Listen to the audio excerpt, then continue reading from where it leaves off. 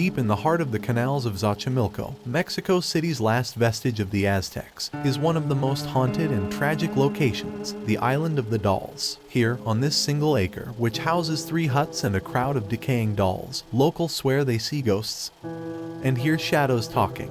It is, they believe, cursed. During the time of Cortez, many people fled here to Xochimilco and hid on the canals. Gerardo Ibarra, co-founder of Ruta Origin, a sustainable travel company in Mexico, told the Post. A lost of these people were women and children hiding from the conquistadors, and many women killed themselves rather than be caught and raped by the Spanish. The Island of the Dolls was, for centuries, a place to disappear. Remarkably, it's within the city limits of one of the world's biggest metropolises. Mexico City was originally an island in a volcanic caldera lake surrounded by the Sierra Madre Mountains. The Aztec Empire was the first to start developing the area, building a system of man-made islands, called chinampas, and a canal system for farmers to navigate them.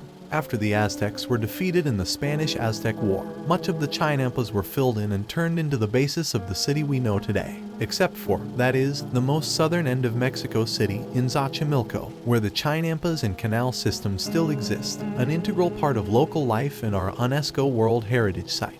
At times, the neighborhood was also used as shelter for Mexican revolutionaries and religious practitioners who may have fallen out of favor. Some of them ended up killed or drowned in these canals. In the 1950s, Julian Santana Barrera found the body of a young girl at the bottom of the waterway just outside his door. The girl was swimming with her sister or friends and the current took and she drowned, said Rogelio Sanchez Santana, the current guardian of the dolls and a great nephew of Barrera. According to him, it was after his uncle found the body that the trouble started. The spirit of the girl was living in sorrow, Santana said.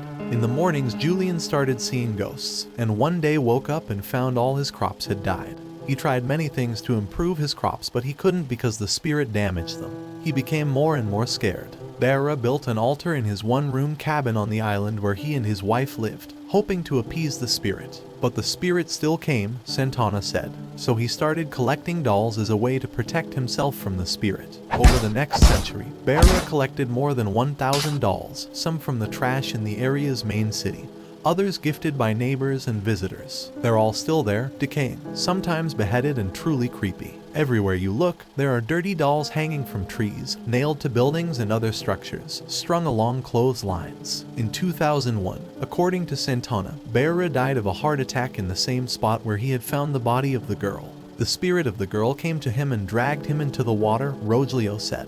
He and his wife could never have children because of the island, so my uncle Anastasio took over. After Anastasio's death in 2019, Santana assumed guardianship of the island, although he and his wife and 3 children do not live there, choosing to stay on their own island 20 minutes away. Over the years, several other imitation doll islands have popped up in the canal. It is big business now, Santana said.